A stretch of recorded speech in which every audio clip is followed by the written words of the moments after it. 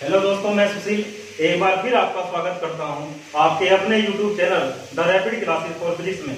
आज की वीडियो में मैं तुम्हें कोई टॉपिक पढ़ाने नहीं जा रहा, बल्कि एक बहुत ही अहम सवाल जो सब बच्चों का फिलहाल है कि सब ये जानना चाहते हैं कि कोविड-19 की महामारी की वजह से उत्तर प्रदेश गवर्नमेंट ने अभी कितना सिलेबस यानी 30% सिलेबस जो फिजिक्स में कम किया है वो क्या है, अर्थात कौन कौन से टॉपिक कम किए। मैं ये बताने जा रहे हैं कि किस यूनिट में से कौन सा टॉपिक कम हुआ या कौन सा चैप्टर कम हुआ है। तो आओ एक बार शुरू करते हैं। हमारी भौतिक विज्ञान की जो पहली यूनिट है उसका नाम है स्थिर वैद्युतिकी। स्थिर वैद्युतिकी में से केवल एक टॉपिक कम हुआ है जिसका नाम है एक समान आवेशित पतलीय गोलीय खोल के भीतर व बाहर क्षेत्र। ये टॉपिक हमें इस बार बोर्ड के लिए तैयार नहीं करना है। मैं तुम्हारे से ये नहीं कहूंगा कि पढ़ना नहीं है। अगर तुम कंपटीशन की तरफ फॉरवर्ड करते हो या तुम इस सिलेबस को किसी कॉम्पिटिटिव एग्जाम के लिए तैयार करते हो तो तुम्हें पढ़ना पड़ेगा। लेकिन अगर तुम बस केवल ये चाहते हो कि बोर्ड के लिए, तो बोर्ड के लिए आप इस वाले टॉपिक को स्किप कर सकते हैं। नेक्स्ट हमारी यूनिट है विद्युत धारा या धारा विद्युत। धारा विद्युत में हमें दो टॉपिक कवर नहीं करने हैं। कौन कौन से? कार्बन के लिए वर्णक्रम यानी कार्बन की कलर कोडिंग। कार्बन का जो प्रतिरोध होता है, कार्बन के प्रतिरोध के लिए हमें क्या करना, वर्णक्रम वाला टॉपिक नहीं पढ़ना है। दूसरा हमें क्या नहीं पढ़ना है, प्रतिरोधों का श्रेणी और समांतर क्रम। प्रतिरोधों के श्रेणी और पार्श्व क्रम का जो संयोजन था वो और उसके न्यूमेरिकल हमें नहीं करने हैं। नेक्स्ट क्या है, तीसरी यूनिट हमारी क्या है, तीसरी यूनिट है विद्युत धारा का चुंबकीय प्रभाव तथा चुंबकत्व, जिसके अंदर हम चुंबक की बात करते हैं। हम किसी गतिमान आवेश की बात करते हैं, चुंबकत्व की बात करते हैं, तो उसमें क्या नहीं पढ़ना है, उसमें हमें सबसे पहले ये नहीं पढ़ना है चुंबकीय द्विध्रुव की अक्ष तथा निरक्ष पर चुंबकीय क्षेत्र की तीव्रता। दूसरा टॉपिक क्या है, एक समान चुंबकीय क्षेत्र में चुंबकीय द्विध्रुव पर बल युग्म कितना लगेगा, हमें ये नहीं पढ़ना है। प्रति चुंबकीय पदार्थ क्या होते हैं, अनुचुंबकीय पदार्थ क्या होते हैं, लोह चुंबकीय पदार्थ क्या होते हैं, ऐसे किसी टॉपिक को हमें नहीं पढ़ना है। विद्युत चुंबक तथा इसकी तीव्रता को प्रभावित करने वाले कारक क्या है, ये नहीं हमें पढ़ना है। और परमानेंट मैग्नेट क्या होती है, स्थायी चुंबक क्या है, ये टॉपिक हम इस वाली यूनिट में छोड़ सकते हैं। किसके लिहाज से? बोर्ड की प्रिपरेशन के लिहाज से।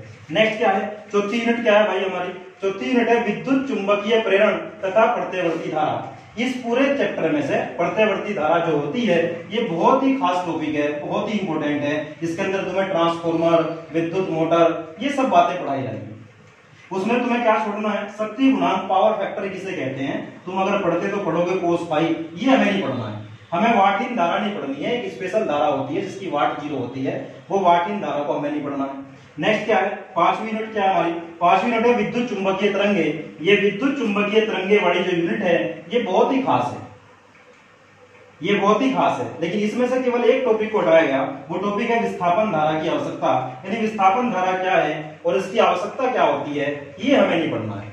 इस फर्स्ट हाफ कोर्स में हमने क्या जाना, हमने ये जाना भाई कि जो 30% सिलेबस कम हुआ है, जो 30% सिलेबस कम हुआ है उसमें क्या क्या कम हुआ है। तो मैंने प्रत्येक यूनिट का यूनिट वाइज तुमको बता दिया कि ये टॉपिक तुम्हें कवर नहीं करना है। एक बहुत ही अहम बात तुम ये भी जान लो कि जो 35 मार्क्स आते हैं पहले चैप्टर में से या प्रथम प्रश्न पत्र में जो 35 नंबर बनते हैं उसमें कौन से यूनिट का कितना मार्क्स रहता है। देखो पहली यूनिट में से 8 नंबर का आएगा, तो पहली यूनिट कितनी खास हुई कि 8 नंबर के लिए खास हुई। दूसरी में से 7 नंबर, तीसरी यूनिट में से 8 नंबर का पेपर में आएगा, चौथी यूनिट में से 8 नंबर का आएगा, और जो पांचवी यूनिट है इस छोटे से चैप्टर में से ही 4 नंबर का पेपर में आता है। और टोटल हमारे बैठ जाते हैं 35 मार्क्स, यानी 35 मार्क्स फर्स्ट हाफ पोर्शन में से आने हैं फिजिक्स। एक बार सब बच्चे इसको नोट करेंगे। इसके बाद हम बात करते हैं कि जो हमारा द्वितीय प्रश्न पत्र है उसकी 5 यूनिट में से क्या क्या टॉपिक कम हुआ है। एक बार सब बच्चे इसको नोट करेंगे।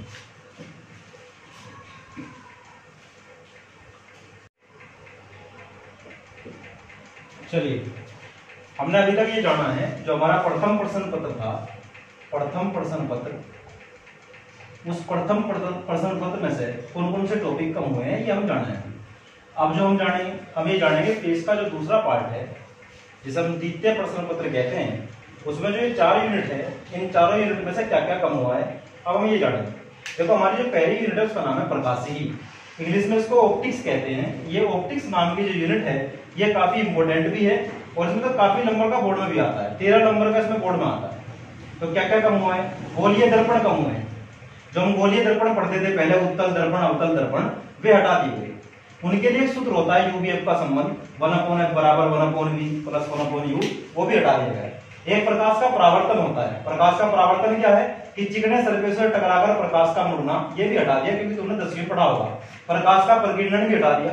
और आकाश का रंग नीला क्यों दिखाई देता है, आकाश का नीला वर्ण का मतलब आकाश का रंग नीला क्यों दिखाई देता है, ये टॉपिक भी तुम्हें कवर नहीं करना। एक टॉपिक ये है सूर्य उदय तथा सूर्यास्त के समय सूर्य का आकाश में रक्ताभ दृष्टिगोचर होना। मतलब हिंदी में कहूं अगर हमें ये कह सकते हैं कि सूर्य उदय के समय तथा सूर्यास्त के समय लाल क्यों दिखाई देता है। नेक्स्ट, सूक्ष्मदर्शी तथा दूरदर्शी की जो विभेदन क्षमता होती है उसके क्या फॉर्मूले हैं, उसके बेस न्यूमेरिकल क्या है, वे हटा दिए गए, यानी वे हमें अपनी बार बोर्ड के लिए तैयार नहीं करने हैं। एक बहुत ही इंटरेस्टिंग टॉपिक था प्रकाश का ध्रुवण, पोलराइजेशन ऑफ लाइट।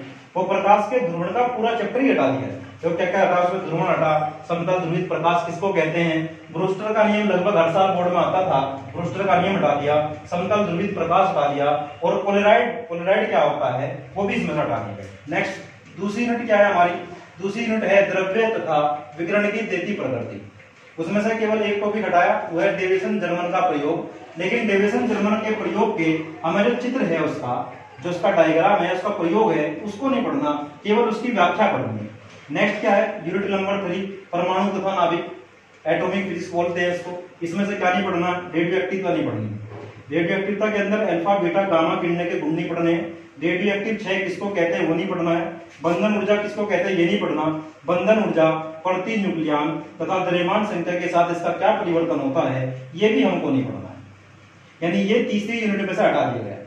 बोर्ड के लिए हमें ये तैयार नहीं करना है। 2021 में जो बोर्ड के एग्जाम होंगे उसके लिए तुम्हें ये सब टॉपिक तैयार नहीं करनी। नेक्स्ट और लास्ट यूनिट क्या है हमारी भाई, लास्ट यूनिट है इलेक्ट्रॉनिक्स युक्तियां।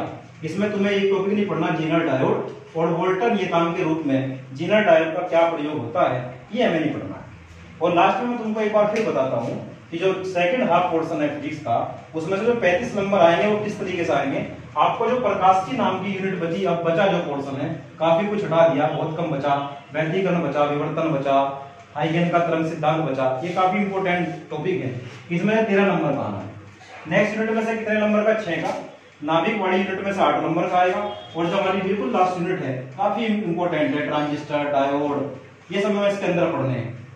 पीएन संधि डायोड, पूर्ण दिशकारी तरंग, अर्ध तरंग दिशकारी के रूप में, ये सब हमें इसके अंदर पढ़ने हैं। ये 8 नंबर का, यानी ये टोटल प्रारूप है। इस प्रकार हमारे 35 नंबर सेकंड पेपर में से बैठते हैं।